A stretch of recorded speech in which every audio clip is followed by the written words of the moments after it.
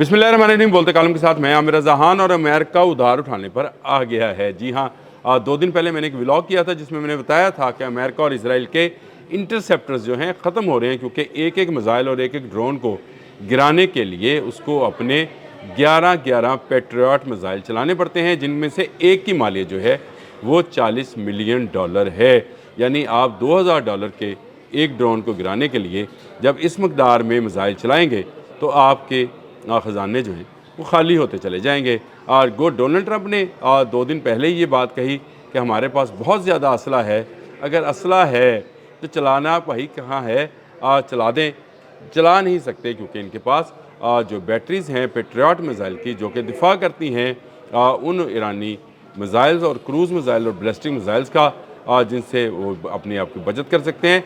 Third उसने जो है उसको तो नकारा कर दिया कि अब थर्ड की बैटरीज जो हैं वो तबाह हो चुकी हैं, लेकिन पेट्रियट जो हैं ख़त्म हो गए हैं। और इसकी ताज़ा तरीन मिसाल ये है कि साउथ कोरिया से पेट्रियट बैटरीज उधार मांगी जा रही हैं। जी हाँ, अमेरिका ने ही बेची थी साउथ कोरिया को चीन के ख़िलाफ़ और शुमाली कोरिया के ख़िलाफ़ कि वो पेट्रियट मिसाइल जो हैं वो ले ले। लेकिन अब वहाँ के साउथ कोरियन फॉरेन मिनिस्टर जो हैं, उनका नाम है चो ह्यान, उन्होंने ये ऐलान किया है, बल्कि अपनी पार्लियामेंट में ये बात बताई है कि अमेरिका ने हमसे दोबारा पेट्रियट मिसाइल्स की बैटरीज मांगी हैं, जिन्हें C-17 cargo plane, army cargo plane के ज़रिए उन्हें इसराइल और खलीजी ममालिक में पहुँचाना है, क्योंकि तेज़ी के साथ अमेरिकी पेट्रियट जो वहाँ पर मौजूद हैं वो ख़त्म होते चले जा रहे हैं और इतनी जल्दी में अमेरिका से आ भी नहीं सकते हैं।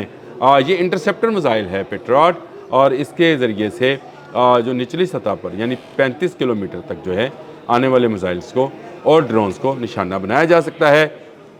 लगातार ईरान जो है अपना शायद 136 ड्रोन जो है उससे तमाम खलीजी ममालिक में हमले कर रहा है, और ताज़ा तरीन हमलों में भी उसने बहुत सारे जो हैं जगहों पर यानी ऐसे अहदाफ पर जो अमरीकी कंट्रोल में थे उन पर हमला किया है। ताज़ा तरीन हमले के मुताबिक भी अमेरिका ने इसके बाद सऊदी अरब से अपना तमाम सफारती अमला जो है उसको हटाने का फ़ैसला किया है और उससे कहा है कि वो सऊदी अरब को छोड़ जाएं। इसी तरह दुबई एयरपोर्ट पर भी शाही ड्रोन गिरा। कुवैत में भी जो है एक अहम फ़ौजी इमारत के ऊपर बिल्डिंग पर मिसाइल लगा, और इसकी बुनियादी वजह यह है कि पेट्रियट नहीं हैं अमेरिका और इसराइल के पास तमाम वो ज़हीरा जो पेट्रियट मिसाइल्स का था, जो आयरन डूम पर बहुत ज़्यादा फ़ख्र किया करता था बेंजामिन नेतन्याहू और डोनाल्ड ट्रंप, वो टूट गया है। यानी वो आयरन डूम जो थॉट्स के ज़रिए हला तक मार करने वाले मिसाइल्स को निशाना बनाता था वो ख़त्म हो गया, और अब पेट्रियट बैटरीज जो हैं वो भी ख़त्म हो रही हैं। और इसी तरह जो साउथ कोरिया है उससे मांगा जा रहा है कि हमें जो हमने तुम्हें बेचे थे वो हमें उधार पर दे दो, हम तुम्हें वापस कर देंगे। इससे पहले भी जब जंग जून थी उस वक्त भी 2 बैटरीज जो थी पेट्रियट की वो साउथ कोरिया से उधार मांगी गई थी, जिन्हें अक्टूबर में वापस किया गया था। ये पार्लियामेंट में बता रहे हैं, वो उनके फॉरेन मिनिस्टर पार्लियामेंट में ये बात बता रहे हैं। मैं अपने पास से आपको ये बात नहीं बता रहा हूँ, लेकिन जब आप मांगने पर आ जाएं तो आप समझ जाएं कि अब आपकी शिकस्त नवश्ता दीवार है, यानी आपकी जो हार है वो लिखी जा चुकी है। दुनिया भर के तजियाकार इस बात का खुलासा कर रहे हैं कि 20,000 के एक ड्रोन को गिराने के लिए जब आप मिलियंस ऑफ डॉलर्स खर्च करेंगे और 11-11 पेट्रियट चलाएंगे तो आपके ख़जाने खाली हो जाएंगे। एक तरफ इस वक्त दुनिया तेल के बहरान से शिकार है, दूसरी तरफ अमेरिका को असले का बहरान है। और ये वो लंबी जंग है जो ईरान चाहता था कि एक मिसाइल फायर करे या एक ड्रोन फायर करे और उसके नतीजे में अमेरिका के पेट्रियट और थर्ड जो हैं वो ज़ाया हों।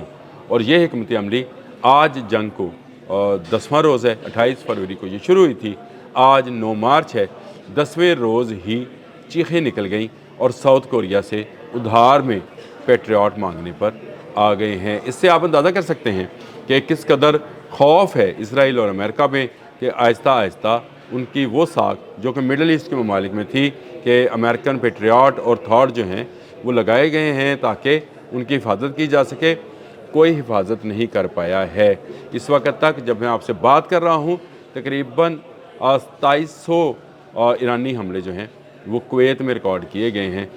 इसके अलावा मुत्तहिदा अरब अमारात या सऊदी अरब को भी शामिल कर लिया जाए तो हज़ारों की तादाद में ये हमले किए गए। बहुत सारों को नाकाम बना लिया गया, लेकिन नाकाम क्या बनाया गया? नाकाम इस तरह से कि शायद 136 गिरा लिया गया और इस पर खुशी मनाई गई, लेकिन नहीं, वो आपको जिस कीमत पर पड़ा वो आपके लिए असल में धमाका है। अमेरिका उधार मांगने पर आया हुआ है, साउथ कोरिया इसको फराहम करेगा, और अगर साउथ कोरिया अपने पेट्रियट फराहम करेगा तो शुमाली कोरिया के सामने नंगा हो जाएगा। यानी शुमाली कोरिया जो है जब चाहेगा इसको निशाना बना लेगा। लेकिन मेरी वो बात सच साबित हुई कि अमेरिका के पास अब मज़ीद इंटरसेप्टर्स जो हैं वो नहीं हैं।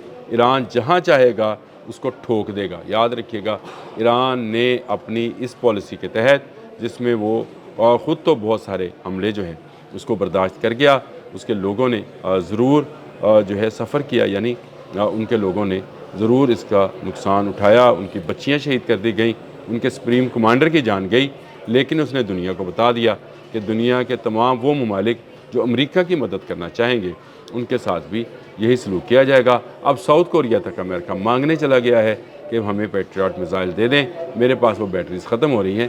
तो आप सिर्फ इस एक बात से अंदाज़ा लगा लीजिए कि ईरान ने कैसा भयानक बदला जो है लिया है। आहिस्ता आहिस्ता ये इंटरसेप्टर्स खाली होते चले जाएंगे, ईरान अपने हमलों की तादाद बढ़ाता चला जाएगा, क्योंकि ईरानी वेपन्स या ईरानी मिसाइल्स और ड्रोन्स किस तादाद में हैं ये किसी को इल्म में नहीं है। अभी मुझे उसके एक और ड्रोन 110 पर भी आपसे बात करनी है। ईरान ने अभी तक ये 110 इस्तेमाल नहीं किया है। ये क्या बला है, ये कौन सा ड्रोन है और इसको कब इस्तेमाल किया जाएगा? फिर मैं अब आपको याद दिलाता हूँ अली मोहम्मद नाइनी की वो बात कि अभी हमने बहुत सारे स्ट्रेटेजिकल वेपन्स जो हैं या हथियार या मिसाइल जो हैं वो इस्तेमाल करने हैं जो इससे पहले इस जंग में इस्तेमाल नहीं हुए। ईरान की दिफाई क़ुव्वत कितनी है किसी को इसका अंदाज़ा भी नहीं है। उसके मिसाइल सिटीज़ तमाम के तमाम महफूज हैं। वो रोज़ाना के बुनियाद पर इसराइल और खलीजी ममालिक पर हमले कर रहा है, अमरीकी अहदाफ को निशाना बना रहा है, और अब अमरीका की सकत आहिस्ता आहिस्ता ख़त्म होती चली जा रही है या मज़ीद ख़त्म होगी। और किस तरह से शदाद की जन्नत को ईरानी तबाह कर रहे हैं, ये भी मैंने एक अलग से व्लॉग करना है। आपको बताऊं कि शदाद की जन्नत कैसे क्रिएट की गई, और उस जन्नत के अंदर अब जो है वीरानी और कहत साली के आसार नुमायाँ होना शुरू हो गए हैं। और बहुत सारे मामलात हैं जिनका आपसे डिस्कस करना है। आज सारा दिन आपसे इस पर बात होगी। मुश्तबा हमनाई के आने के बाद जो है सूरत हाल गल्फ़ में, यानी इस वक्त जो जंग की सूरत हाल है वो बदल गई है। ईरानी हौसला मज़ीद बढ़ गया है, अमरीकी हौसले मज़ीद टूट गए हैं, और यहूदी जो हैं वो दुबके बैठे हैं, क्योंकि मुश्तबा हमनाई किसी से कोई रियायत नहीं करेंगे। उसने अपने बाप का बदला लेना है, उसने ईरान पर हमले का बदला लेना है, और उसने अपनी कौम की तरफ से अमेरिका और इज़राइल को और उन तमाम ममालिक को जो इनके मददगार हैं ठोक कर जवाब देना है। ठोक कर जवाब क्या होता है आने वाले व्लॉग में बताऊँगा। अल्लाह हाफ़िज़।